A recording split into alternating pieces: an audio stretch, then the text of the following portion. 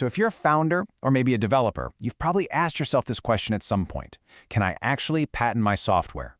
And the answer is yes. But, and this is a big but, the rules of the game have totally changed. So, what does it really take to protect your innovation in 2025? Let's break it down. To really get why this matters so much, we have to start with a pretty powerful story. On September 10, 2001, Kendra Fitzgerald was this financial powerhouse, right at the top of the World Trade Center. The very next day, the firm was just shattered. They lost over 650 employees. And when the CEO, Howard Lutnik, was asked how they could possibly rebuild from absolutely nothing, his answer was immediate. He said, "I had the patents." That portfolio, that was the one tangible asset that let them hold off competitors and rebuild the entire company from the ashes. It's just a crazy reminder of the real-world power of intellectual property. So that story really highlights the incredible value of a patent. But look, since the whole .com era, the rules for software have gotten way, way tighter. The core of the challenge today comes down to something called the abstract idea problem. You can't just have a great business idea anymore, slap on a computer at the end of it, and expect to get a patent. The bar is much, much higher now. So what even is an abstract idea? Well, in the eyes of US patent law, it's a fundamental concept that just can't be owned. Think about things like gravity, or a mathematical formula, or a business practice that's been around forever, like using a third party for escrow. These are seen as the basic building blocks of human ingenuity, and the law says you just can't patent the blocks themselves. And honestly, this is the starting line for almost every single software patent rejection. The whole landscape was basically turned on its head in 2014 by this landmark Supreme Court case, Alice Corp v. CLS Bank. Now, this decision didn't outlaw software patents, not at all.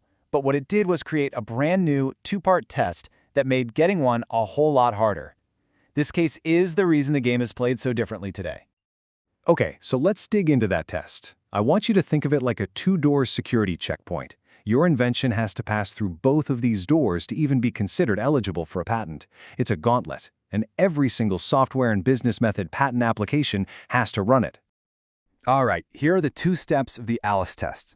Step 1 asks, is your invention really just about an abstract idea? A financial process, a way of organizing information, that kind of thing. If the answer is yes, you move on to step 2. And this is the big one. Does your invention add a true inventive concept? Something that makes it significantly more than just the abstract idea itself. Now you really got to pay attention to this slide, because this is the reality of the situation. For pretty much any piece of software you can think of, the answer to step 1 is going to be yes. The patent examiners are literally trained to find an abstract idea at the core of it, and that's why the entire fight for your patent, all of it, happens at step 2. Everything hinges on your ability to prove you have that inventive concept. So this brings us to the million-dollar question, right? What does significantly more actually mean?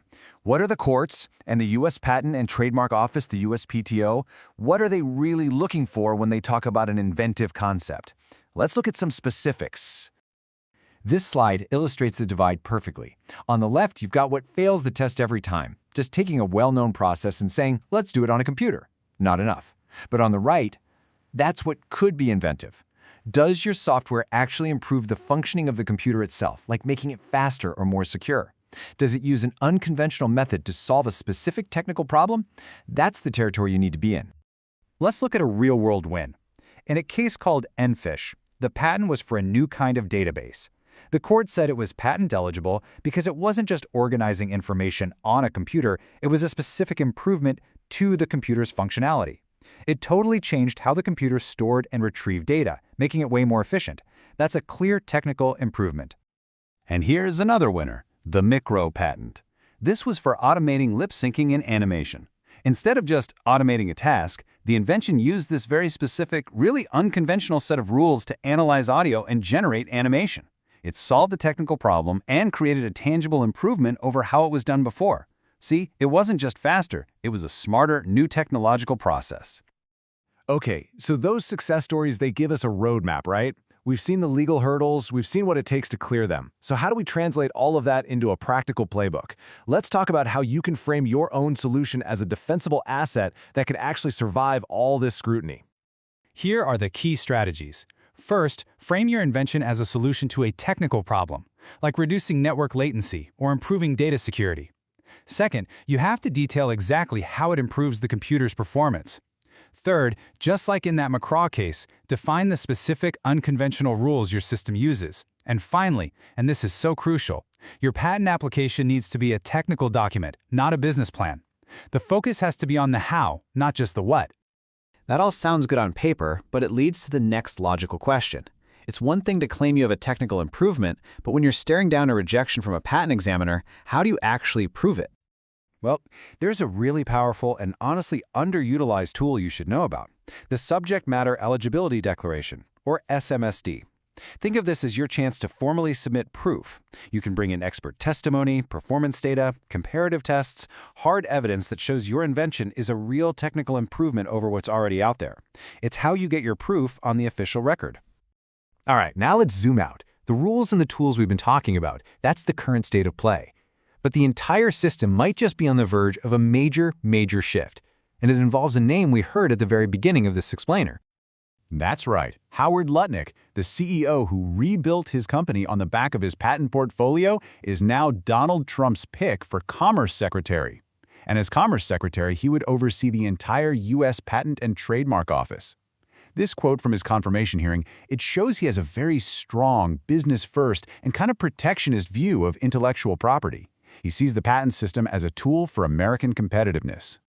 And he's inheriting a massive challenge. Right now, there's a backlog of over 826,000 unexamined patent applications just sitting at the USPTO. Lutnik has publicly called this number unacceptable and has vowed to bring it down. So that tells us that efficiency and speed are probably going to be top priorities under his leadership. And all of this brings us to the final critical question for the future. With a results-oriented CEO like Lutnik in charge, someone who has personally seen the power of patents, will his policies strengthen the system for all inventors, startups, and individuals included? Or will the focus on efficiency and big business competition end up favoring the largest corporations? The answer is going to shape the landscape of American innovation for years to come.